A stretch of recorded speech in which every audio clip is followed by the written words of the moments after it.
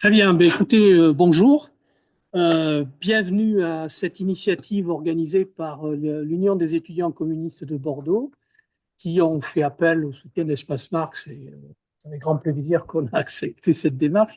Je vais donc tout de suite passer la parole à un de leurs représentants qui va effectivement animer la soirée et l'initiative. Merci beaucoup, Nick. Alors, en petite introduction à cette prise de parole par Florian Gully, qui va se centrer autour de la question du racisme. J'aimerais poser quelques jalons pour le MJCF et l'UEC en particulier sur le racisme. Ça recouvre un large panel de conceptions et qui ont des sources et des expressions diverses dans l'histoire, pour la même personne, mais c'est important de le rappeler et de voir comment ça se matérialise dans notre actualité, et bien beaucoup, par des crimes et des délits en hausse qui peuvent être qualifiés de racistes, comme des actes antisémites, des actes islamophobes, des violences policières racistes également. Donc, au-delà de l'importance médiatique de ces sujets, il faut identifier les causes structurelles du racisme pour pouvoir lutter efficacement contre. Je pense que c'est ça qu'on doit faire. D'abord poser une analyse, et c'est ce à quoi Florian va nous aider beaucoup aujourd'hui, et y trouver des réponses adaptées derrière, et ne pas se tromper d'analyste. Il faut faire attention à avoir une lecture de notre point de vue, et c'est là où j'attends de voir enfin, comment est-ce qu'on pourra améliorer notre grille d'analyse avec ce que Florian va nous dire, en particulier sur ne pas avoir une lecture qui divise trop les classes exploitées et ne pas opposer ouvriers, travailleurs, classes populaires avec immigrés, gens des cités, chômeurs, etc. Et euh, couper les causes du racisme par des solutions de classe, d'une certaine manière, de solutions autour des discriminations dans la classe travailleuse elle-même par les différences internes de conditions matérielles, des questions sur le chômage lié à une discrimination qui est accentuée par la pénurie d'emploi, et également l'action policière qui reproduit des schémas de domination postcoloniaux. Donc toutes ces interrogations qu'on a en tête, j'espère qu'elles vont pouvoir nourrir euh, notre réflexion et cette conférence que va animer Florian Gully pour nous aider à après pouvoir nous projeter, trouver quelques solutions, quelques propositions pour guider notre action. Donc, je vous laisse immédiatement la parole et si vous voulez vous présenter, je pense que vous ferez mieux que moi. Ok, ben merci de la proposition. En tout cas, merci de l'invitation. Donc, moi, je suis enseignant de philosophie dans le secondaire à Besançon, donc à l'autre bout de la France, hein. Voilà pourquoi on se voit par ordinateur interposé. Vous m'excuserez. Et alors, je ne sais pas si je vais répondre à toutes les questions que tu as évoquées dans ta présentation. Après, il ne faudra pas hésiter dans le développement et y revenir, notamment la question de la police que j'aborde pas, mais je pourrais évidemment l'aborder. Et puis par ailleurs, si puisqu'il y a une sorte de polémique suite à un passage récent de Fabien Roussel sur CNews, c'est aussi des sujets qu'on peut aborder dans l'entretien. Voilà. Euh, alors, je vais d'abord commencer par me répéter parce que je dis finalement, je commence toujours par ce point-là, par souligner le fait qu'il y a plusieurs traditions antiracistes. Enfin voilà, en tout cas, moi, c'est ça qui me tient à cœur, c'est dorénavant, en 2025, c'est terminé, on ne peut plus simplement se dire antiraciste.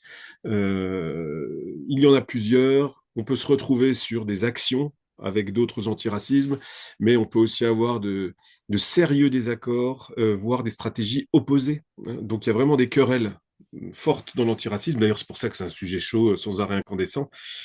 Et eh bien, il faut faire attention, moi, il me semble, au discours nouveau, au discours à la mode, alors qu'en réalité, il y a une tradition héritée de Marx tout à fait intéressante. Et si elle m'intéresse, c'est pas par sectarisme, c'est pas parce que Marx, je sais pas quoi, c'est parce que il me semble que ça donne vraiment des outils pour penser, pour agir et pour éviter beaucoup d'impasses auxquelles sont confrontés d'autres courants antiracistes. Donc, d'abord, je commençais par cette idée qu'il y a une espèce de préjugé qui dirait qu'au fond, le marxisme serait passé à côté des nouveaux sujets qui sont apparus dans les années 70, que finalement, le marxisme n'aurait pas pensé le féminisme, qu'il n'aurait pas pensé la question raciale, etc. Voilà, donc ça, moi, je m'inscris vraiment en faux contre ça. Aux éditions Dumas, publié une anthologie de textes depuis Marx pour montrer à quel point ça a été investi.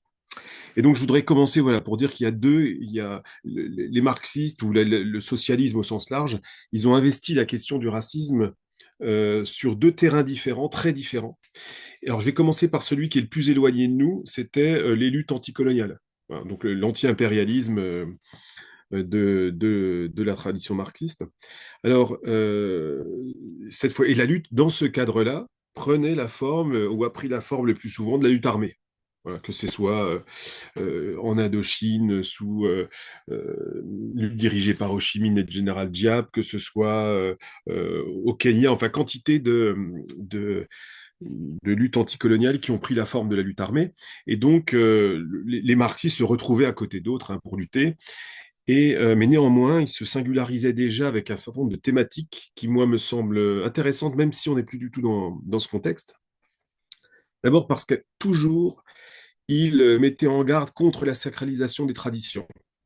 Puisque quand on est colonisé, on pourrait avoir la tentation de jouer nos traditions contre les leurs. Et les marxistes ont toujours eu à cœur de dire, par exemple Ho Chi Minh, oui, mais faisons attention à nos traditions, elles sont pleines de contradictions. Il y a dans ces traditions-là des choses qui sont tout à fait utiles à l'émancipation, mais il y a aussi des aspects de ces traditions qui sont proprement réactionnaires. Et donc, il faut réussir à se battre voilà, de manière dialectique en s'appuyant sur ces traditions néanmoins sans néanmoins les sacraliser. Et de la même manière, eh bien, il n'y a pas non plus à diaboliser les traditions de l'adversaire. Et donc, par exemple, Ho Chi Minh, systématiquement, dans ses discours, ne manque jamais de dire que son ennemi, ce n'est pas le peuple de France, mais les colonialistes français, que son ennemi n'est pas le drapeau, parce que les colons ont en fait trahi le drapeau français.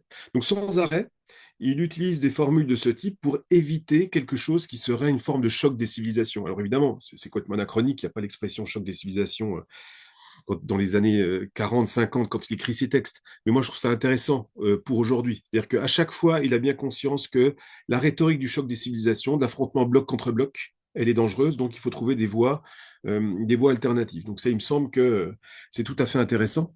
Et de la même manière, tous en contexte de décolonisation, tous ces marxistes ont ont toujours eu un problème avec l'usage des catégories blanc et non blanc. Alors, en contexte colonial, si vous utilisez l'expression blanc contre non blanc, c'est très intéressant stratégiquement parce que vous pouvez constituer une majorité. Donc, par exemple, en Afrique du Sud, si vous voulez vous mobiliser sur une base raciale, ben, vous pouvez devenir majoritaire et donc vous pouvez prendre le pouvoir. Donc, évidemment, c'est assez intéressant du point de vue de l'émancipation. Ce qui, au passage, n'est plus du tout possible dans d'autres contextes où, par exemple, des Afro-Américains vont se retrouver en minorité. L'organisation sur base raciale, dans ce cas-là, elle n'a pas du tout le même effet, puisque vous êtes une minorité. Mais en Afrique du Sud, où les Africains noirs étaient plus de 85%, si vous faites un mouvement organisé sur une base raciale, dans des termes raciaux, vous pouvez devenir majoritaire. Mais néanmoins, les marxistes ont toujours eu un problème avec ça, en disant qu'en réalité, ces catégories, elles pouvaient aussi nous conduire dans des impasses, et notamment dès le lendemain de l'indépendance. C'est-à-dire que dès que l'indépendance est obtenue, les catégories blanc-non-blanc ne servent plus à rien du tout et peuvent devenir des obstacles. Donc, par exemple, un obstacle démocratique, puisqu'on risque de ne pas avoir d'outils pour penser le pouvoir et la tyrannie de la bourgeoisie du pays qui est fraîchement émancipé. Donc typiquement, au Sénégal, Senghor a utilisé de la rhétorique de la négritude pour sans arrêt essayer de masquer les divisions de classe à l'intérieur de son pays. Voilà. Donc la catégorie blanc-non-blanc ne permet pas alors que le discours de classe le permet. Ne permet pas d'appréhender ces nouveaux rapports de pouvoir d'après l'indépendance. Et de la même façon, dans d'autres contextes, se poser la question de savoir mais comment on s'industrialise, puisqu'il va falloir se développer, et d'autant plus si on veut résister à une forme de néocolonialisme, on est bien obligé de s'industrialiser pour développer sa puissance. Et ceux qui auraient supposé des formes d'alliance avec des pays blancs, entre guillemets. Bon, c'est-à-dire que la catégorie blanc-noir devenait inopérante, puisqu'on devait s'allier avec des blancs pour développer son industrie, par exemple. Voilà. Bref, pour dire que voilà, dans ce contexte, qui n'est plus du tout le nôtre, euh, les marxistes avaient plein de choses à dire et ils se distinguaient de pas mal d'autres courants de la décolonisation. Au passage, je dis plutôt de courants anticoloniaux et pas décoloniaux. Hein, le décolonialisme, c'est quelque chose qui naît dans les années 2000. Le mot décolonialisme n'existe qu'à partir des années 2000 ou peut-être fin 90. Parce que parfois on dit Ho Chi Minh est un décolonial, mais pas du tout. Pas du tout un décolonial, tout simplement parce que le mot n'existait pas. Sans qu'il n'est pas du tout d'accord avec leur manière d'appréhender les choses.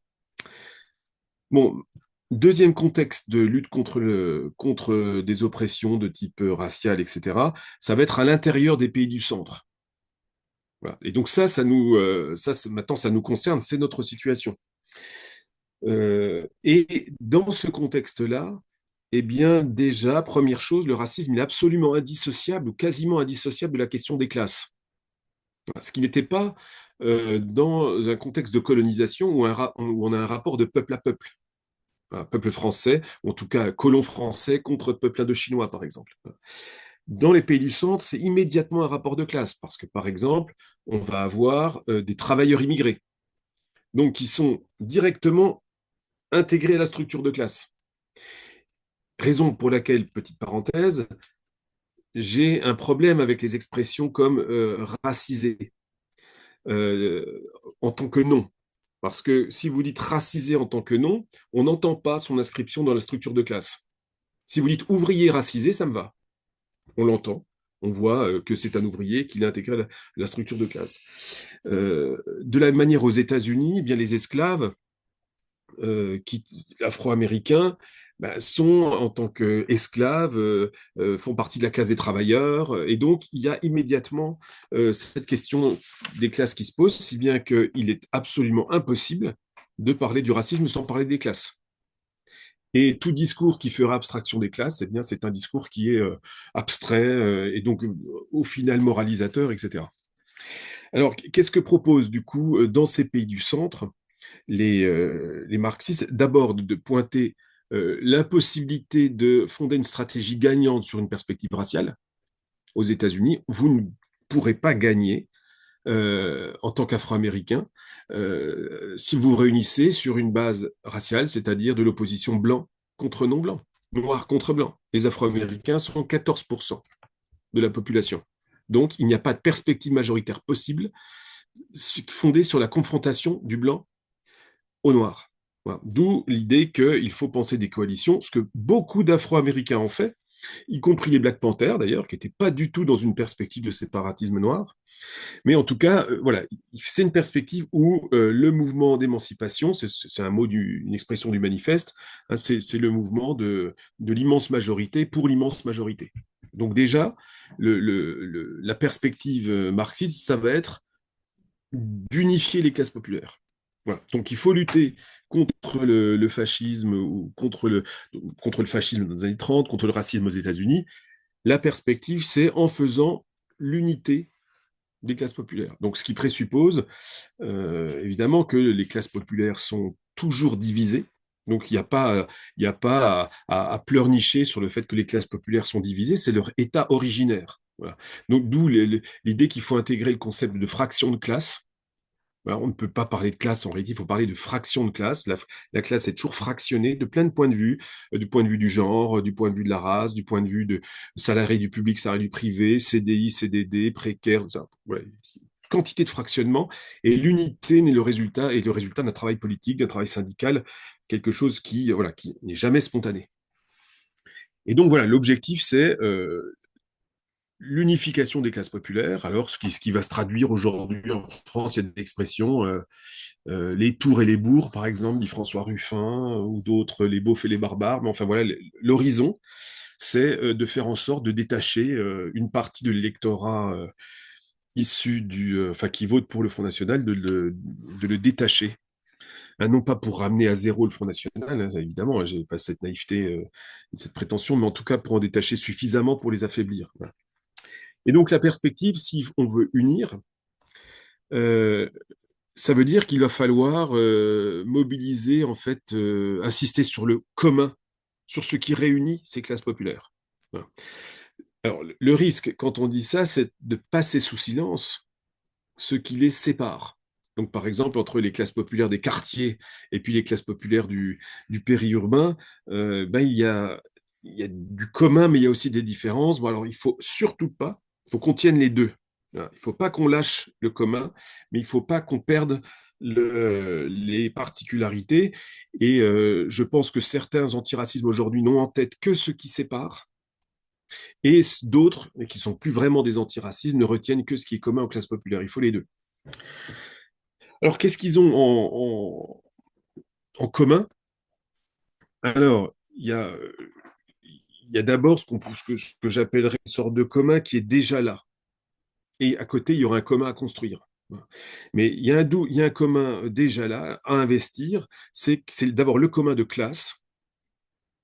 C'est-à-dire aussi différent que vous soyez, vous appartenez à la même classe sociale. Ce qui, ce qui fait des intérêts communs. Donc vous avez un certain nombre d'aspirations en commun. Et alors là aussi, ce common class, je pense que c'est quelque chose à travailler de manière vraiment politique. Hein, il y a toujours eu dans la tradition marxiste ce qu'on appelle une critique de l'économisme. Par exemple, Lénine fait ça très souvent. L'économisme, en fait, c'est la confusion entre politique et syndicalisme. Voilà. Moi, j'ai rien du tout contre les syndicats, je suis syndiqué, c'est très bien qu'il y en ait, mais l'économisme, c'est considérer qu'on fait de la politique avec des revendications syndicales, comme par exemple, enfin en tout cas c'est mon point de vue, une hausse du SMIC, la retraite à tel ou tel âge, ce sont des revendications de type syndical. Elles ne sont pas du tout infamantes, hein. Encore une fois, elles sont absolument nécessaires. Mais la politique, disait Lénine, par exemple, ça se situe à un autre niveau, il s'agit de prendre une perspective sur la nation entière, et pas simplement sur les intérêts matériels immédiats. Il faut les réinscrire dans un projet plus vaste d'émancipation, de dignité. Hein, et on sait très bien que, par exemple, l'historien Gérard Noiriel, il montre ça, que la lutte pour le salaire, ça n'a jamais été seulement une lutte pour le salaire. C'est toujours une lutte pour la dignité. En gros, vous me payez si bas, c'est que vous me prenez pour un chien. Voilà. Et donc, c'est à travers le salaire, c'est la dignité qui joue. Donc, je pense qu'il ne faut pas se focaliser, quand on parle du common class, uniquement sur la question des questions purement quantitatives, ultra techniques, etc. Il y a une question de dignité et d'émancipation derrière ce common class. Bon, bah, il faut, je pense, essayer d'insister sans arrêt, si on veut lutter contre le racisme et faire reculer l'extrême droite, sur ce common class, mais en lui donnant une sorte de souffle, hein, qui ne soit pas simplement quelque chose de purement comptable, combien d'années, combien d'euros en plus ou en moins, etc. La deuxième chose que ces classes populaires elles ont en commun, et ça c'est un thème qui à gauche fait discuter, hein, qui va peut-être vous trouver ça scandaleux, hein, c'est le commun national. C'est-à-dire que ces classes populaires, aussi divisées soient-elles, elles partagent une même nationalité, pour leur plus grande part. Voilà. Et donc, or, il se trouve que ce thème de la nationalité, il est occupé par l'extrême droite, il est approprié complètement par l'extrême droite, dans le but d'exclure une partie, une fraction des classes populaires de l'entité nationale. Voilà. La fraction racialisée des classes populaires, hein, les Arabes et les musulmans, ne sont pas considérés comme de véritables nationaux. Voilà. C'est la perspective mise en place par l'extrême droite depuis 40 ans. Donc notre travail à nous, je pense, c'est de réintégrer cette fraction aux classes populaires, voilà, et à la nation. Voilà, ce n'est pas simplement une frange des classes populaires, c'est aussi une part de la nation, ce qui implique, et au contraire, au passage, c'est nos adversaires d'extrême droite qui sont des gens qui menacent la nation. Alors ce que je dis là, c'est pas moi qui l'invente, hein, c'est ce que disaient beaucoup de communistes dans les années 30.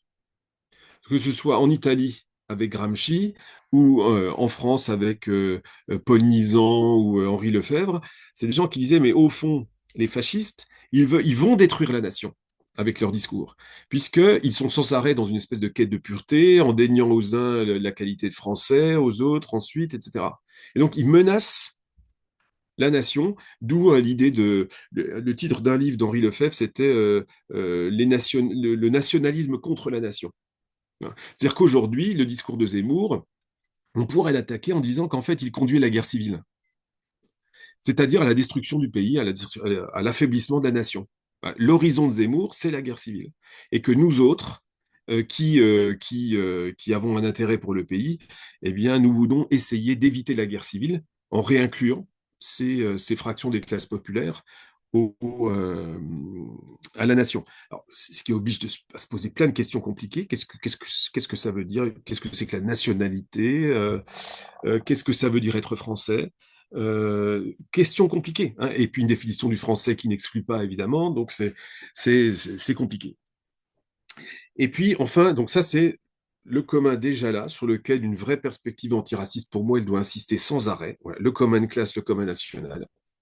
Et l'adversaire, ne laissons pas l'adversaire de classe se poser comme le représentant de la nation, hein, parce que ces gens-là n'ont pas d'intérêt particulier, puisqu'ils peuvent vivre, s'ils le souhaitent, immédiatement ailleurs. Nous, non. Nous, on est là. Nous, on est dans la guerre civile si on a une, pas eux. Voilà. Et puis, voilà, et puis à côté de ça, une sorte de commun à construire. C'est-à-dire il faut, pour que tout ça puisse fonctionner, il faut qu'on soit en capacité de produire un récit qui unisse dans une histoire les classes populaires, quelles que soient leurs origines. Pour qu'il y ait un récit de ce que ça veut dire qu'être français, cette espèce de nation populaire, quelle est-elle, mais racontée dans une histoire. Et donc, c'est des choses, histoire dans laquelle tout le monde puisse se reconnaître. Parce qu'il n'y a pas, je reviens sur ce que je disais tout à l'heure, il n'y aura pas de politique sans quelque chose qui donne du sens. La politique, ce n'est pas le SMIC à 1540 ou à 1580. C'est quelque chose qui va donner du sens, qui va donner de l'élan. Et bien pour ça, il faut des récits. Voilà. Et je pense que toute la problématique des années 70, là, la fin des grands récits dont on nous bassinait en France, elle était vraiment pour attaquer le marxisme, en réalité. Donc les grands récits, comme par exemple partir de la Révolution française, puisqu'après tout, c'est véritablement là que naît le sentiment national. C'est peut-être à Valmy, pendant la bataille de Valmy, qui naît le sentiment national. Auparavant, on était attaché à une localité, un seigneur, peut-être à la personne d'un roi, mais c'est compliqué de parler de sentiment national avant. Donc, partir de la Révolution française et partir de Robespierre d'un côté, et Toussaint l'Ouverture, qui menait la révolution des esclaves à Saint-Domingue. Ben voilà un point de départ dans lequel n'importe quel enfant de France, quelle que soit l'origine de ses parents, et d'autant plus s'il est d'origine africaine, eh bien, dans lequel il peut se reconnaître. Puis ensuite, quantité d'autres personnages qui pourraient être mis en récit pour ensuite eh bien, envisager le présent puis envisager l'avenir. Et je pense que cette question des récits, elle est vraiment pas secondaire et qu'on en pâtit, alors que l'extrême droite délivre des récits. L'extrême droite n'arrête pas de dire, eh bien, il y a une mondialisation, nos traditions, notre passé, nos ancêtres sont menacés, et à côté, nous sommes sur des problématiques très matérielles, quantitatives. Je pense que je ne sais pas si c'est la meilleure manière de pouvoir lutter contre l'extrême droite. En tout cas, ces débats-là, ils ont vraiment eu lieu dans les années 30, hein, chez les communistes en Allemagne ailleurs, et il y avait ce reproche qui disait, mais vous ne pouvez pas continuer à parler seulement des salaires parce que vous voyez bien que les nazis vont peut-être aussi faire deux, trois politiques sociales, donc ça ne suffira pas à faire la différence. Voilà. Bon, une fois que j'ai tracé comme ça l'espèce de perspective générale de ce que serait qu'un antiracisme inspiré de Marx, inspiré du socialisme, etc., on voit bien du coup le problème par rapport à d'autres formules antiracistes. Par exemple, moi, ce que j'appelle l'antiracisme libéral, ou enfin en tout cas l'espèce d'antiracisme, on l'appelle aussi moral, l'antiracisme hyper mainstream qu'on trouve dans les institutions publiques, dans les entreprises privées, un tel ou tel leader des GAFAM qui se met à genoux en soutien de George Floyd, enfin ce genre de discours-là, c'est un discours qui est absolument désincarné et abstrait. C'est un discours qui vient vous dire qu'il faut respecter la personne humaine. Voilà. Alors que le discours là dont je vous parle, il s'agit au contraire de le réencastrer dans des histoires, l'histoire d'une classe, l'histoire d'une nation. C'est en se situant à ce niveau-là qu'on peut peut-être essayer d'ouvrir quelques oreilles dans les classes populaires et pas à ce niveau d'abstraction qui consiste à dire qu'il faut respecter toute autre personne. Et à mon avis, d'ailleurs, tout le monde est d'accord avec ça. Si même, encore une fois, des grands patrons ou des présidents sont capables d'endosser ce discours, c'est qu'il est vraiment inoffensif. Et l'autre courant antiraciste, du coup, on peut voir pourquoi moi il me pose problème, mais en fait, en réalité, je crois qu'il pose vraiment problème aux communistes et aux marxistes, c'est l'antiracisme, alors qu'il s'appelle décolonial ou qu'il s'appelle politique. Eh bien, il pose problème parce que il fait obstacle à cette unification des classes populaires. Voilà. Alors je sais bien que certains bougent, que Ouria Boutelja dit des choses un peu différentes aujourd'hui. Bon, très bien. Mais globalement, ils empêchent la jonction des classes populaires parce que en permanence, ils vont insister sur la division blanc-non blanc. Donc, en permanence, ils vont fracturer. Alors, c'est pas eux qui inventent la fracture, on est d'accord, hein, c'est pas eux qui, c'est les processus d'immigration, c'est le développement économique, c'est ça qui crée la fracture entre ces fractions de classe. Mais eux en rajoutent en permanence, et en plus sur un terrain qui est labouré par l'extrême droite depuis 40 ans. Dire si il s'agit de dire que les enfants des quartiers populaires sont pas pareils, les racisés, mettons pour reprendre le mot, sont pas pareils que les travailleurs blancs, mais c'est bien ce que l'extrême droite essaie de nous dire depuis 40 ans. Et cet antiracisme-là, en allant sur ce terrain, en fait, il s'installe sur le terrain de l'adversaire, à savoir les divisions raciales. Bien, moi, j'ai peur que, alors, il y ait une sorte de résultat positif dans un premier temps, c'est-à-dire que peut-être il arriverait à mobiliser une partie des quartiers populaires qui se sentiraient représentés par eux, mais on pourrait aussi faire le bilan de ça. Hein. Ça fait 20 ans maintenant que ce discours existe. Est-ce qu'on peut réellement parler d'un succès? C'est à voir. Mais quand bien même ils y arriveraient, c'est au prix d'un isolement complet des quartiers populaires dans l'espace national. Alors que ce que propose une perspective marxiste, c'est justement de ne pas les isoler, c'est-à-dire qu'en permanence, de les réinclure dans l'ensemble classe populaire, pour dire, mais ils font partie de la majorité de ce pays. Alors que l'antiracisme décolonial, ou comme on voudra l'appeler, lui qui veut montrer sans arrêt leur spécificité, il pourrait avoir cet écueil de les isoler complètement face à tout le reste des classes en France. C'est en ce sens-là qu'il me semble un antiracisme problématique. Et donc, en effet, il aura tendance à dire, enfin, en tout cas, dans les années 60, aux États-Unis, moi j'ai un peu bossé sur ce contexte-là, ces antiracistes-là, qui voyaient tout à travers les catégories raciales, bon, bah, ils passaient leur temps à considérer que, par exemple, bah, les ouvriers blancs, en réalité, ces gens-là, ils ne pensent qu'à une chose, c'est à l'argent. Quand ils font des grèves, c'est pour l'argent. Vous voyez, donc en fait, ils sont matérialistes. Tandis que les militants afro-américains se battent pour leur dignité.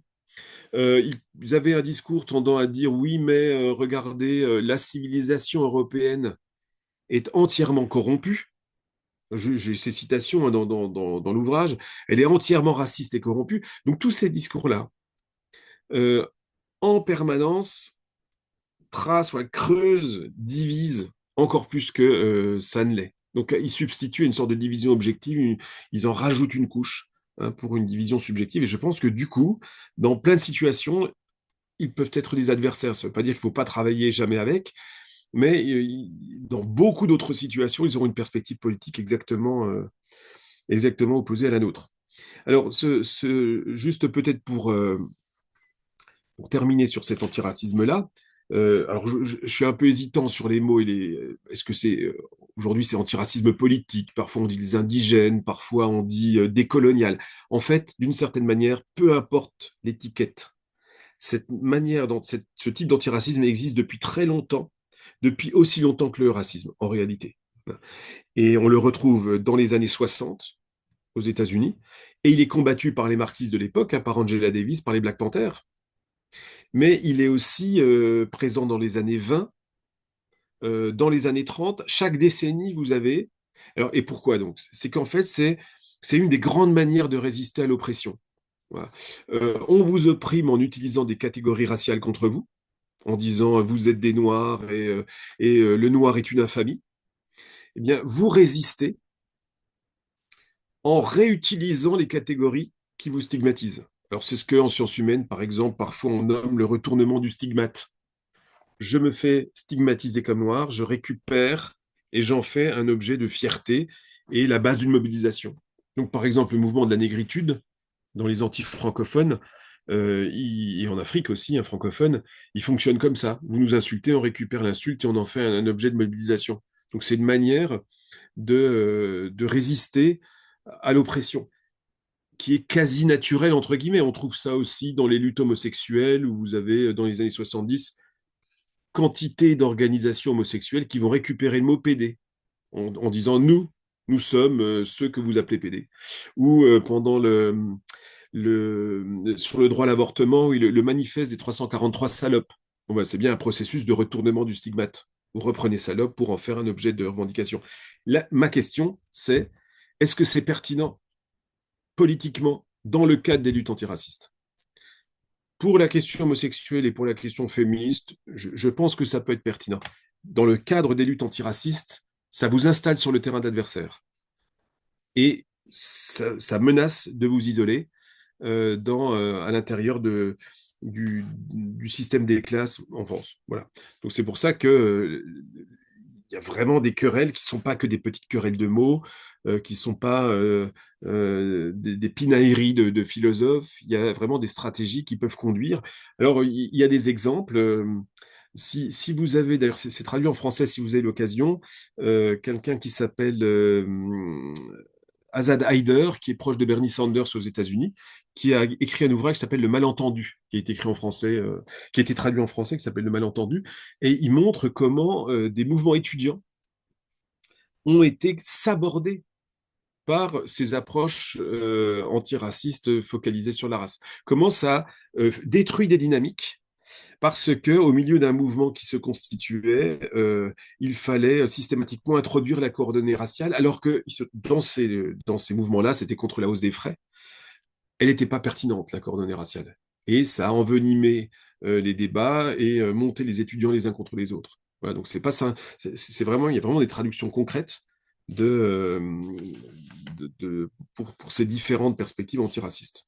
Bon, voilà en gros peut-être à grands traits comme ça ce que je voulais vous proposer. Après, moi, je propose qu'on passe peut-être à des questions sur cette base-là, plutôt que parce que voilà, je ne sais pas exactement quelles questions vous vous posez. Je sais que des fois, je parle à des gens qui connaissent très bien ces questions et donc du coup, je raconte un peu des banalités. Parfois, ils y connaissent rien du tout et je dis des trucs trop compliqués. Donc voilà, si ça vous dérange pas, je vais passer aux questions. Voilà. Ouais, je vais peut-être me rapprocher, Florian. Merci beaucoup hein, pour la présentation, c'est génial. C'est très éclairant. Moi, je vais juste te poser une question, c'est sur la question du terme racisé. J'ai entendu dire racisé, mais aussi racialisé. C'est voilà, qu'est-ce qu'on en pense, qu'est-ce que tu en penses de ce terme-là? Voilà, est-ce que du coup ça rentre dans ce cadre-là de la race ou justement, moi au début quand j'ai entendu le terme racisé, pour moi c'est dire on met une race sur quelqu'un. Voilà. Mais je voudrais bien t'entendre c'est tout là. Oui, donc en fait, c'est pas dans tous les cas, quels que soient les termes qu'on utilise, c'est pas mettre le terme race, on dit racisé, racialisé pour insister sur le fait que c'est un processus, c'est quelqu'un qui m'assigne, c'est quelqu'un qui m'étiquette. C'est ça que ça veut dire. Donc un groupe racisé, racialisé, ça veut dire on l'a étiqueté, on a dit qu'il était membre d'une race. Voilà, avec tout ce que ça implique, on aurait une sorte de nature commune, bon, tous ces trucs-là. Bon, et donc moi, ça me va de dire ça, parce qu'effectivement, le fait d'avoir été étiqueté racialement, ça produit des effets dans la société, ça produit des effets dans l'histoire. Donc oui, il faut utiliser ces termes. Alors moi, du coup, je prends racialisé. Alors pourquoi je prends racialisé? C'est parce que pour l'instant, il n'existe pas de nom. On n'en fait jamais un nom, c'est toujours un adjectif. Donc on peut pas dire, personne ne dirait les racialisés. On dirait un ouvrier racialisé. Donc ça vient toujours se lier, s'accoler avec une caractéristique de classe. Donc je prends. Par contre, racisé, ben maintenant, on dit les racisés. Et là, ça me va pas, parce que moi, j'entends plus l'inscription de ces gens dans la dynamique de classe. Or, par exemple, aux États-Unis, entre l'ouvrier afro-américain et la bourgeoisie afro-américaine, il n'y a plus aucun destin commun. Donc, dire les racisés comme si ces gens, finalement, partageaient quelque chose, c'est ça produit de la confusion. Hein. Le, le, les Afro-Américains, par exemple, dans les années 50, sont tous enfermés dans le même ghetto, qu'ils soient riches ou pauvres. C'est la ségrégation, c'est comme ça que ça se passe. Donc, ils partagent un vrai truc, qu'ils soient riches ou pauvres. Voilà, ils sont assignés au ghetto. Aujourd'hui, c'est plus le cas, la bourgeoisie est partie, ainsi d'ailleurs que la plupart des ouvriers un peu qualifiés. Le ghetto s'est effondré sur lui-même, il n'y a plus aucun rapport entre ce que vit quelqu'un du ghetto et ce que vit un bourgeois noir. Donc, laissez penser qu'il y aurait une sorte d'essence qui les réunit et qui est déterminante dans leur vie. Bien sûr qu'il y aura sans doute des mémoires communes, il y aura sans doute des expériences, des choses dans les familles qui seront un petit peu identiques. Mais quand on regarde des choses qui comptent, par exemple, l'exposition à l'incarcération, eh bien, la bourgeoisie noire, hein, donc vous avez le sociologue Loïc Vacan qui a travaillé sur ce sujet, la bourgeoisie noire et la bourgeoisie blanche ont le même risque d'incarcération qui est quasiment nul. Et par contre, les Afro-Américains des classes populaires, enfin sans diplôme, ils ont 22 fois plus de chances d'être incarcérés que leurs homologues noirs de la bourgeoisie. Donc, puisque racisé, ça risque de se transformer en groupe social dont on ne sait pas trop si c'est une classe, si c'est... Moi, je préfère dire racialisé, parce qu'au moins on me dira, eh ben, c'est un universitaire racialisé, c'est un ouvrier racialisé, c'est un professeur racialisé. Et donc pourquoi pas? Dans ce cas-là, même si je pense qu'il n'est pas racialisé à chaque instant de sa vie, à chaque instant de son existence, mais néanmoins, euh, ça me va. Racisé fait comme si, encore une fois, entre un éboueur et un universitaire, oh ben, en fait, ça compte pas. Ce qui compte forcément, ce qui compte dans un premier temps, c'est racisé. Voilà, le reste est un détail. Je pense pas du tout que ce soit un détail d'être universitaire ou intérimaire. Voilà.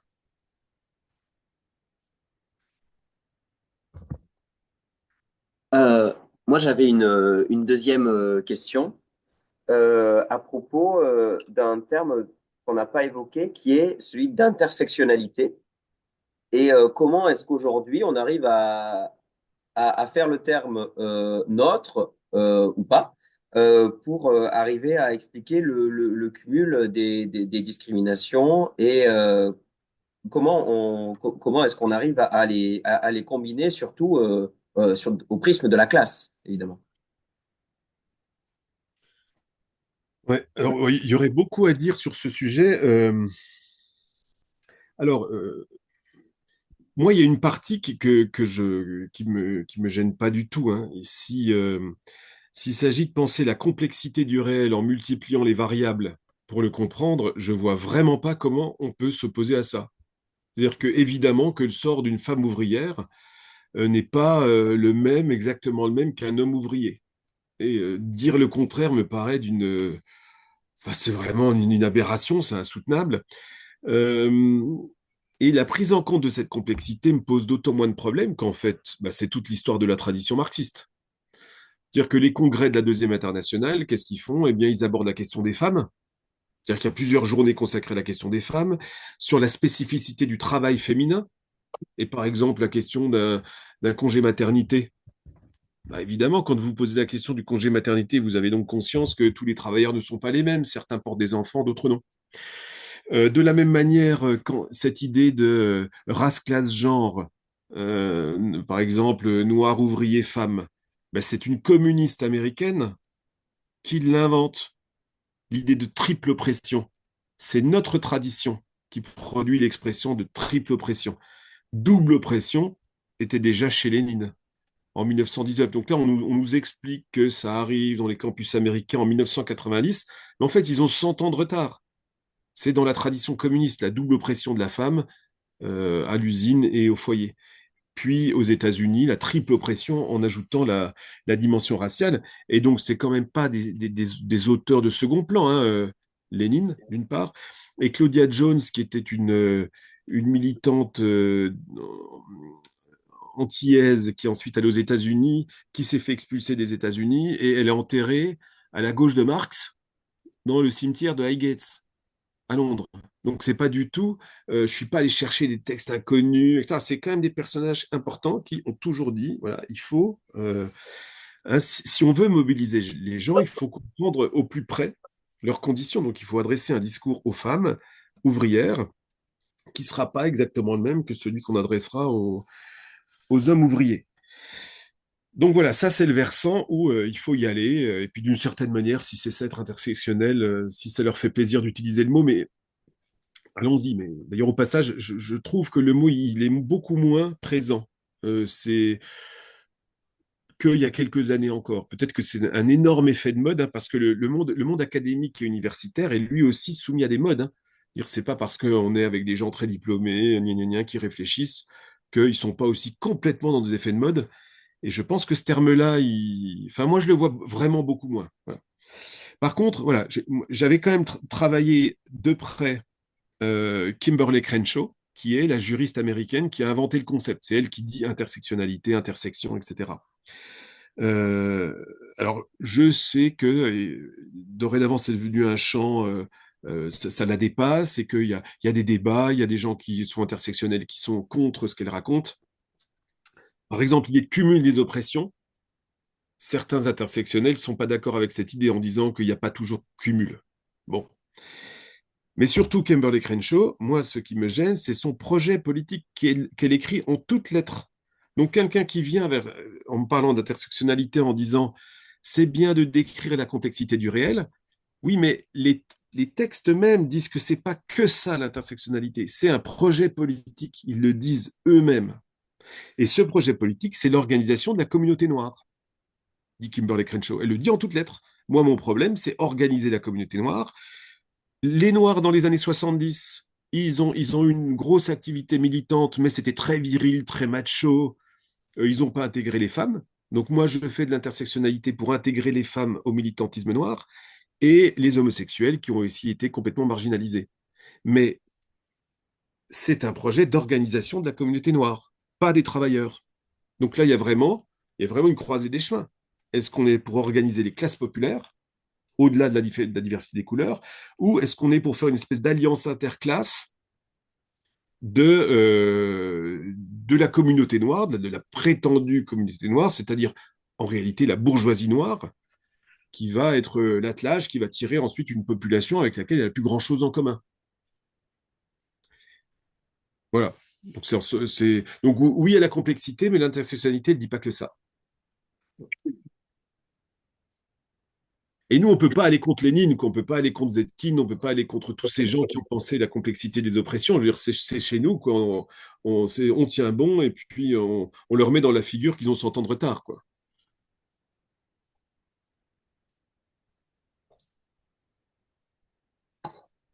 Euh, Bah, pour pas te cacher, Florian, nous, on est en congrès de la JC en ce moment, et il y a un terme qui fait débat, euh, celui d'islamophobie. Voilà, Ouais. j'ai entendu dire. Mais moi, dans les débats, ce qu'on a vu, c'est islamophobie, bon, avec le terme islam, et qui désignerait la domination des musulmans. Est-ce qu'il y a pas quelque chose lié à la race autour de tout ça, de la conceptualisation de l'antiraciste telle que tu l'as posée, sur vraiment se concentrer sur la race, sur un truc, un corpus. Alors, avec le fait religieux, hein, cette fois-là, mais est-ce que ce serait pas lié tout ça? C'est une question, hein, j'ai pas d'avis, c'est pas une fausse question où je te donne mon avis et Voilà, Mais voilà. j'ai pas bien compris du coup, tu peux me la reformuler juste? Est-ce que le terme islamophobie, l'apparition de ce terme, qui est plutôt récent, hein, il n'est pas lié aussi à cette nouvelle question d'antiracisme qui met au centre des combats la race, et non plus la classe? Est-ce que, voilà, comme il y a ce terme islam, pour désigner une domination subie par les musulmans, un racisme contre les musulmans, voilà. Est-ce que c'est lié ou pas du tout? Et à ce moment-là, la réponse va être très courte. Est-ce que tu as compris ou pas? Oui, oui, je pense. Euh, Ouais, vas-y. Ok. et donc, vous avez des questions de congrès pour savoir si vous utilisez le terme ou pas, c'est ça? Ouais, c'est ça, ouais, grosso modo. Ça va revenir dans les débats. Ouais, alors c'est un peu compliqué ce terme-là. Moi-même, hein, j'ai pas la réponse à tout. Hein, et c'est des termes qui, j'ai du mal à avoir des réponses tranchées et définitives sur ce sujet. Néanmoins, factuellement, c'est pas si récent. Le mot, si mes souvenirs sont bons, il apparaît en 1924 dans des espèces de carnets d'ethnologues dans la France coloniale qui disent que voilà, il y a certains traitements islamophobes des populations de la part de responsables français, des choses comme ça. Hein. Donc c'est pas un concept qui a été inventé par les mollahs iraniens, par exemple. C'est ce que Caroline Fourest dit et c'est complètement faux. Voilà, c'est pas du tout inventé par des mollahs iraniens. C'est un vieux terme. Par contre, effectivement, il vient à la mode. Il est très à la mode à partir des années 90. Et donc le problème qu'on met toujours en avant, c'est que le mot, c'est un terme ambigu, puisqu'il désigne à la fois quelque chose qui vise des personnes, à savoir les musulmans, mais en même temps quelque chose qui vise la religion, à savoir l'islam. Et on reproche à ce terme sa confusion. Voilà, où est-ce qu'on est quand on parle, de quoi on parle exactement. Et évidemment qu'il y a des islamistes qui ont des agendas, interdiction du blasphème, etc., qui voudraient bien interdire toute critique de la religion. Et on ne sait jamais où on est, ça c'est la critique qui est adressée. Certains proposent, mais bon, c'est des termes complètement, disent musulmanophobie, pour dire, ben, nous on veut protéger les individus qui ont le droit de croire ce qu'ils veulent. Par contre, il n'y a aucune raison de s'abstenir de critiquer les dogmes. Voilà. Mais en même temps, ce terme est dorénavant très utilisé. Alors, c'est pas en soi un argument qu'il soit utilisé. Après tout, là aussi, il peut y avoir des effets de mode. Mais voilà, où certains disent racisme anti-musulman. Moi, ça m'irait mieux parce qu'effectivement, je pense que il faut quand même on est obligé de mettre un mot sur l'obsession de l'extrême droite, quoi. Je veux dire, c'est intéressant, même si peut-être que ça masque un vieux racisme anti-arabe en réalité, et que l'islam, c'est une manière un peu plus polie de dire qu'on n'aime pas les Arabes, peut-être qu'il y a quand même malgré tout quelque chose de spécifique à la religion qui justifie qu'on utilise un mot à part, peut-être racisme anti-musulman est moins ambigu, voilà, ou moins confus. Voilà, je m'en ferai pas, j'en ferai pas. Enfin, je suis bien content de ne pas être dans votre congrès, voilà, parce que c'est vrai que c'est pas évident de prendre position. Mais c'est sûr que moi, je me méfie quand même de tout un. En gros, ce que je disais, je commençais par là, au début de mon intervention, en disant il y avait chez les marxistes toujours une appréhension dialectique des traditions, en disant attention avec les traditions, il faut qu'on maintienne un œil critique sur les traditions parce qu'elles peuvent être réactionnaires. Et là, c'est vrai qu'il y a trop de discours qui, sous prétexte que l'islam est attaqué en permanence, bon, bah, du coup, sacralise l'islam et se refuse à toute critique. Et ça, je pense que ça va vraiment pas. C'est-à-dire qu'il faut vraiment qu'on maintienne que bah, les traditions sont ambiguës. Donc moi, par exemple, je ne suis pas pour qu'on adopte une position athée. Hein. Mais par contre, on dise que les religions, elles ont plusieurs visages, et pour qu'elles finissent par avoir un visage humain, entre guillemets, bah, il faut aussi qu'elles entendent des critiques et j'ai peur qu'il voilà cette espèce de il y a une sorte de réflexe un peu trop rapide souvent d'islamophobie pour interdire la critique. Je vais vous donner un exemple tout simple.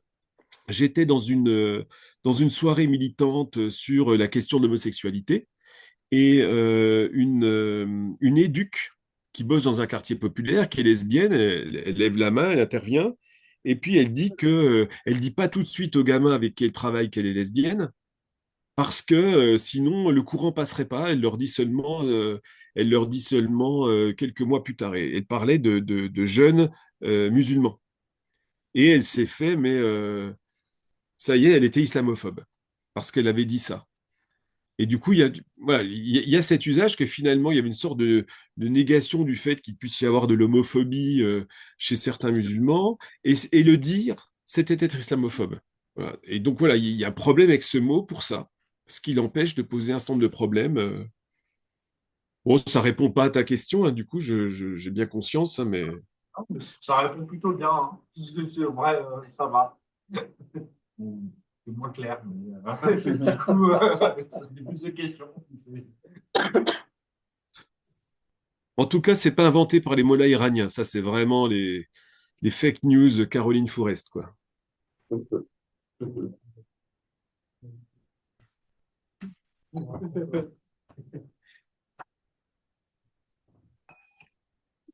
Je vais peut-être poser une question là, Florian, parce que tout à l'heure, tu as critiqué, enfin, juste raison, la notion de décolonialisme. Moi, je préfère parler de déconstruction coloniale, mais peut-être que ça mérite effectivement un échange.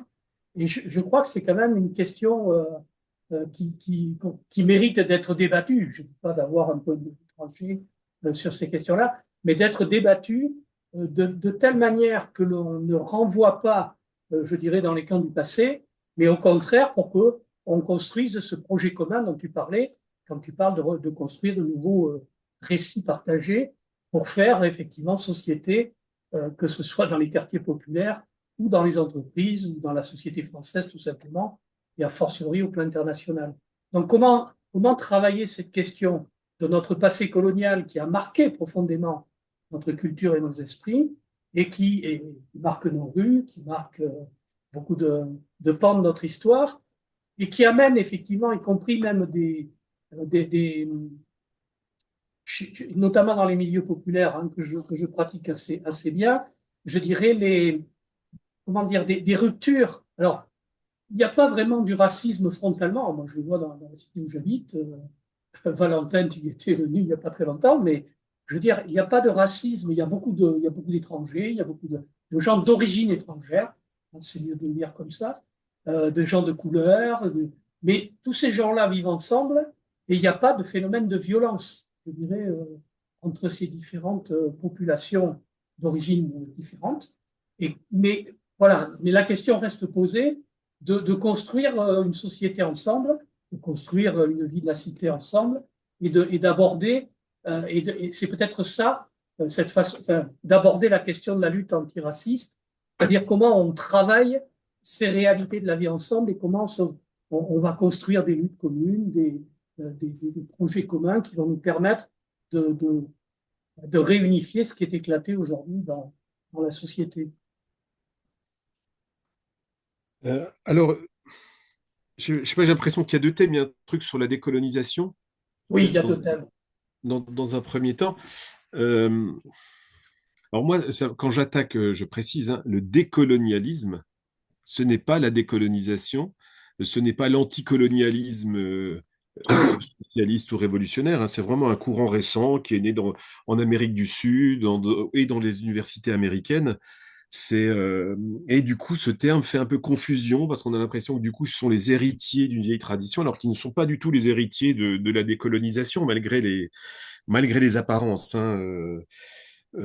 Pour ce qui est de, moi, quand j'ai écrit mon ouvrage, là, c'était vraiment dans un contexte, j'ai un peu écrit contre cette idée parce qu'il y avait une sorte de recours quasiment réflexe, enfin, c'est ça que je trouvais, à l'argument de la colonisation. Et donc, j'ai essayé de le complexifier, pas de le nier, mais de le complexifier en disant qu'en fait, la colonisation, ça avait été la base matérielle du racisme colonial, il y a un racisme colonial spécifique, mais qu'aujourd'hui, en réalité, le racisme qu'on a est quand même bien éloigné du racisme colonial.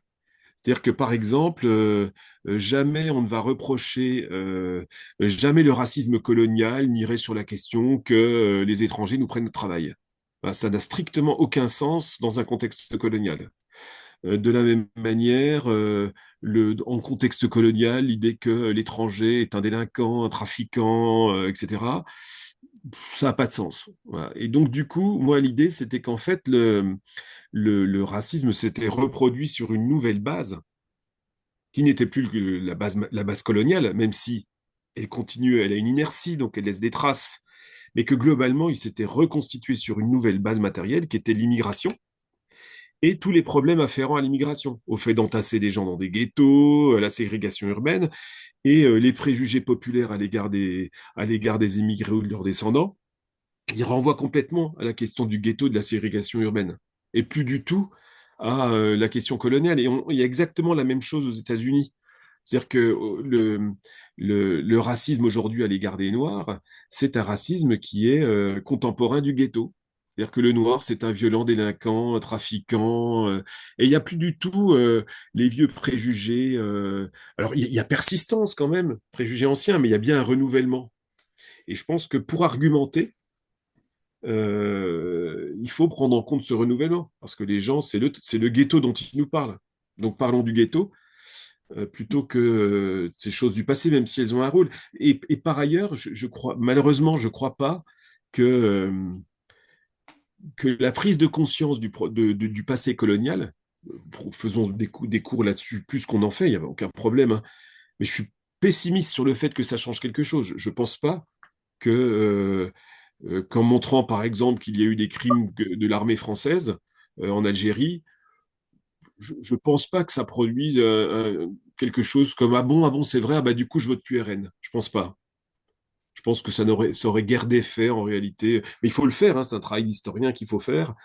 Mais je pense que voilà, il y a une sorte de présent du racisme qui a souvent été un peu négligé au profit du passé du racisme et des échos qu'ils avaient dans le présent.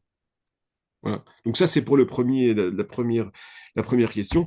Et pour la deuxième, bah oui, moi je pense que vu que le RN appuie sans arrêt sur cette division entre les classes populaires blanches et non blanches, bah, les vraies actions antiracistes, ce sont celles qui jettent des ponts entre ces deux fractions.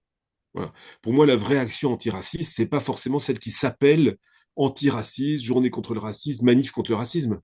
Si c'est pour tenir un discours qui oppose les blancs et les non-blancs, on a beau se dire journée antiraciste, mais en fait, ça donne de l'eau au moulin à l'extrême droite. Et par contre, penser des actions qui les réunissent d'une manière ou d'une autre. Alors après, je suis pas ruffiniste ou je sais pas quoi, mais quand il dit quand même quelque chose d'intelligent, quand il dit moi je prends un métier comme aide à domicile, je le prends parce que je sais que dans ce métier-là, il y a beaucoup de femmes issues de l'immigration et beaucoup de femmes issues de la France périphérique, et que du coup, je vais les réunir, et ben pour moi, il fait une action antiraciste. Alors qu'il n'a pas présenté ça comme une action antiraciste, il n'a pas dit c'est de l'antiracisme ou je ne sais quoi. Et je trouve qu'à gauche aujourd'hui, il y a peut-être qu'il fallait ça, j'en sais rien, mais il y a cette idée que voilà, il faut à tout prix qu'on dise que là on fait de l'antiracisme, alors que je crois que c'est ailleurs. C'est pas dans ces moments de manif où il y a qui d'ailleurs, hein. Qu'est-ce qu'il y a dans ces manifs? C'est ce genre de truc où cherchons, ou le sport.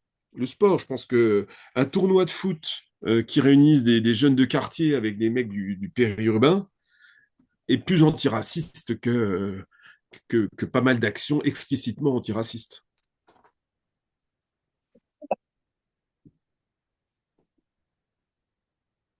Bah, merci beaucoup. J'aurais quand même une dernière question, mais là, je fais un pas de côté un peu par rapport au sujet. Tu as parlé tout à l'heure de la critique de l'économisme. Est-ce que tu pourrais nous en dire un petit peu plus sur la perception que tu as entre le rôle du parti et du syndicat? Mais alors là, c'est...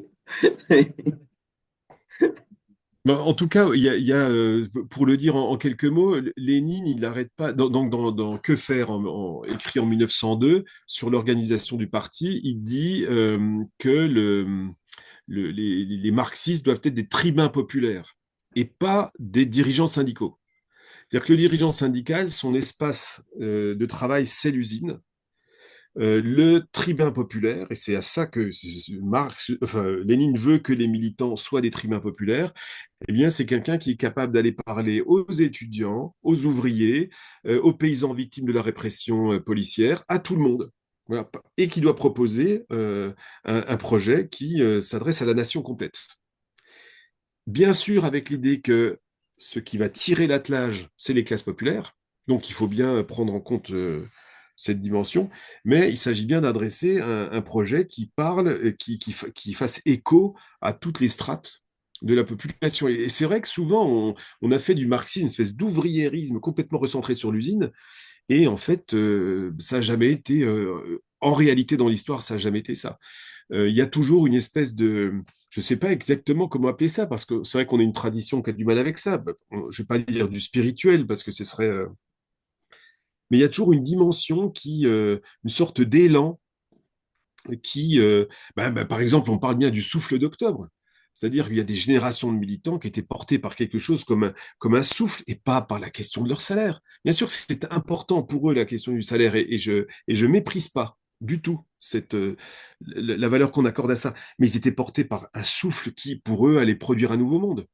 Et c'est ça, l'économisme, il est complètement indifférent ou il n'est pas capable de voir ça. Et je pense que si on refait toute l'histoire du mouvement ouvrier, on est toujours au-delà de ces revendications matérielles immédiates. C'est ça, au fond, l'économisme, les revendications matérielles immédiates. Et une perspective de transformation sociale, elle doit se placer à un niveau où il y a une sorte d'élan, une sorte de rêve, une sorte d'idéal, et qui est souvent lié à la question nationale, et qu'on doit prendre en compte si on veut changer quelque chose, hein. Si on veut faire un peu un bilan des luttes, en fait, la question nationale, elle est toujours là. La Commune de Paris, la Commune de Paris, c'est quand même, enfin, elle naît au moment face à la défaite allemande. Le gouvernement qui se barre à Versailles, c'est aussi sauver la France. La Commune de Paris, c'est pas que la question de l'organisation du travail alternative, c'est aussi sauver la France. Tous les mouvements de décolonisation, ils ont évidemment une dimension nationale, mais là, c'est par définition, hein. Le Front populaire, quand on voit ce qu'écrit le Parti communiste dans les années 30, il s'agit vraiment de repiquer la nation aux, aux fascistes. Et si la France connaît l'épisode du Front populaire, c'est parce qu'ils ont réussi. Ils ont réussi à faire ça et à dire la France, c'est nous. Ce que n'ont pas réussi, par exemple, les communistes allemands, qui étaient complètement dans des perspectives complètement gauchistes, mais vraiment ultra. C'est pas moi qui le dis, hein, c'est les historiens qui disent que le KPD est complètement dingue. Voilà. Et en France, ils ont peut-être que le Front populaire, qui n'ait pas eu le fascisme à ce moment-là, c'est peut-être par ce genre de perspective. Oui, une sorte d'idéal, de rêve, d'élan, et que c'est ça, vouloir une société future. Sinon, si c'est juste avoir quelques centaines d'euros de plus, on va être confronté au fait que les fascistes en sont bien capables de payer des vacances et puis de donner quelques euros de plus. Par contre, émanciper les gens, non. Ça, ce serait une autre affaire. Donc voilà, je trouve qu'il faut réussir à faire ça, mais sans tomber dans le travers, à mépriser en disant, ah ben vous, de toute façon, le salaire, c'est facile quand on est prof, quand on est, enfin bref, c'est facile quand on est un bourgeois d'aller reprocher aux prolétaires de dire qu'il ne pense qu'à son salaire. Mais autre exemple, aucun rapport, mais si l'islam politique a pu parler dans les quartiers populaires, ils ont parlé dans les quartiers populaires sans jamais proposer d'argent. Ils n'ont pas proposé un 13e mois, non, ils ont fait perspective, voilà, une perspective. Alors on peut la trouver délirante, je la trouve délirante, je n'en veux pas, mais n'empêche qu'il y a quelque chose comme une perspective qui s'est dégagée. Et ces perspectives, elles renvoient tout le temps à la communauté à laquelle on est, la communauté de classe, la solidarité ouvrière, pourquoi pas la solidarité nationale, ce genre de solidarité. Et puis si on met pas ces deux-là, il y en aura d'autres, hein. Il y aura la solidarité ethnique, la solidarité religieuse, enfin qui sont des.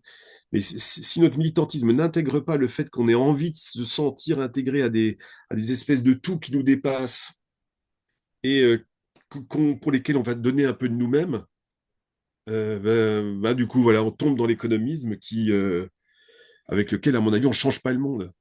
On va pas se faire trouer la peau pour 100 balles. Voilà, on va se faire trouer la peau parce qu'il y a autre chose derrière, quoi. Il y a une sorte, il y a un horizon, quoi. Voilà. Et vu qu'on est dans une situation où il n'y a pas tellement d'horizon à la disposition, il n'y a plus le souffle d'octobre, et ben, qu'est-ce qui reste à part la solidarité de ceux qui appartiennent à la même classe et la solidarité de ceux qui appartiennent à la nation. Mais voilà, tout ça, c'est dit vite, hein, parce qu'après, il faut définir c'est quoi une nation, c'est quoi la nationalité, c'est quoi être français. Bon, voilà. Des chantiers. Bonjour. Du coup, moi j'ai une question. Vous avez beaucoup parlé des idées de gauche aux États-Unis. Je voudrais juste avoir votre avis, ce qui se passe en France. Voilà, comme vous avez étudié beaucoup l'antiracisme, d'abord les autres idées de gauche pour voir franchement de qu'est-ce que vous en pensez et tout. Et vous pensez à quelque chose en particulier ou? Non, pas particulièrement là, je vous avoue. C'est juste que vous avez parlé parce que j'ai lu quelques articles pour très rapidement, bien sûr, pour la conférence d'aujourd'hui. Mais vous avez parlé d'antiracisme de mœurs. Si je me souviens bien. Mais après là, je vous avoue que c'est assez brouillon. Antiraciste, j'ai pas entendu. De mœurs, De mœurs? oui, Alors, morale. peut-être morale, non, c'est peut-être. Oui, ces dernières années, on appelait antiracisme moral, ben, c'est ce que je disais tout à l'heure, une sorte de prêchi-prêcha abstrait. On est tous des hommes, respecte ton prochain, respecte la personne humaine. Voilà, bon, bah, un discours qui peut être endossé très facilement par un Macron, hein. Il dirait, bah voilà, il faut qu'on se respecte les uns les autres, en fait, par n'importe qui. Je pense que même un mec du RN pourrait endosser ce genre de discours complètement abstrait. Et donc, il fallait, et c'est un peu le discours antiraciste des années 80 en France. SOS Racisme, typiquement, c'était cette espèce d'officine du PS, là, mais qui représentait ça. Voilà. Et en disant, voilà, nous sommes tous différents, vive la diversité, ce genre de discours. Et puis, effectivement, il était peut-être temps de passer à autre chose, d'avoir un discours beaucoup plus politisé que celui-là, parce que celui-là n'a jamais pu empêcher la montée du RN. Voilà. Et donc, ça, c'était son antiracisme moral. Voilà. Et je pense qu'il voilà, qui est dévitalisé complètement, quoi. Voilà. Et peut-être juste une petite incise, c'est qu'en fait, cet antiracisme-là, il mettait en avant la valeur de la diversité. Nous sommes tous différents et nous devons tolérer les différences, nous enrichir de nos différences. Et il dit ça dans les années 1980. Alors qu'à la fin des années 70, l'extrême droite, en l'occurrence la nouvelle droite et Alain de Benoît, qui est l'intellectuel de l'extrême droite avec sa revue Éléments, etc., dès les années 70, ils avaient eux-mêmes récupéré le discours de la diversité. C'est-à-dire que l'antiracisme des années 80 est complètement ignorant et en porte-à-faux. Et c'est pas étonnant que l'extrême droite soit si forte aujourd'hui, hein. C'est parce que l'antiracisme d'il y a 30 ans était complètement à la ramasse. Donc en gros, leur défense de la diversité, hein, c'est l'extrême droite qui faisait l'éloge de la diversité, hein. C'est ça qu'il faut entendre dans les années 70, en disant la diversité c'est tellement important que nous, on va protéger l'ethnodiversité. C'est ça leur argument. Voilà. Et donc l'immigration va détruire la diversité des peuples. Donc nous sommes contre l'immigration et nous défendons le vrai respect de la diversité. Voilà. Et là, l'antiracisme se construit en disant c'est la diversité, c'est le bon axe pour combattre, enfin voilà, complètement à contretemps. Et la seule manière de jouer contre l'extrême droite, c'est d'insister sur le commun, en réalité. La diversité, ils sont hyper à l'aise avec ça, hein. Donc voilà, cet antiracisme-là, bon débarras.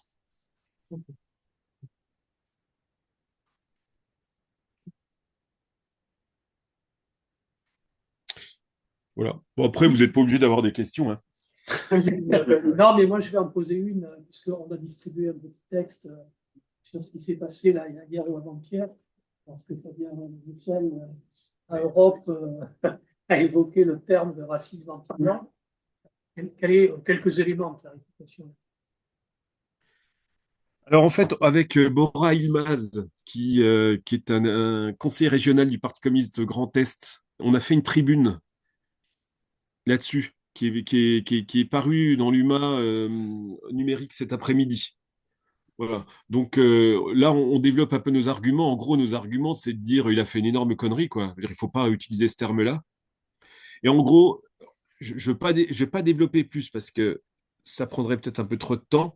Mais en gros, on n'a pas utilisé le concept de racisme anti-blanc. Voilà.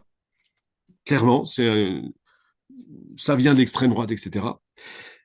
Par contre, il y a un mais, par contre, les critiques qui sont habituellement faites du concept de racisme anti-blanc sont elles aussi problématiques. C'est ça un peu qu'on essaie de développer dans la tribune. Donc, on n'utilisera pas ce concept. Par contre, ce qu'on entend à gauche pour expliquer qu'on ne l'utilise pas ne va pas. Et en gros, ce qui ne va pas, c'est que ceux qui disent le racisme anti-blanc n'existe pas, en fait, c'est des questions de définition. Alors, ils prennent la définition qui les intéresse du racisme, qui leur permet de dire que ça n'existe pas, sauf qu'il n'y a aucune raison de retenir que ce bout de la définition du racisme. Et puis, il faut une sorte de cadeau à l'extrême droite. Parce que l'extrême droite, ils adorent, hein, quand vous dites que le racisme anti-blanc n'existe pas, ils disent, oh, ben, regardez la gauche, comme d'habitude, pleine de tabous idéologiques, ne veut pas voir la réalité. Regardez la gauche, deux poids, deux mesures, qui critique le moindre blanc émettant un jugement raciste, mais si c'est des Arabes et des Noirs, elle ne dit rien. Enfin bref, ni la sortie de Fabien Roussel, qui est vraiment, mais enfin, je trouve que c'est vraiment se tirer une balle dans le pied. Voilà, c'est bon. Mais par contre, voilà, la critique des autres, elle ne va pas non plus. Et du coup, on essaie de développer dans la tribune. Mais tu la trouveras facilement, Dominique. Elle est. Oui, non, On l'a imprimé. Ah bon? Non, mais Ouais. cet après-midi, là? Oui. Oui, à l'instant. Putain, vous êtes. À la Bravo, pointe. quelle réactivité. À l'avant-garde. Voilà.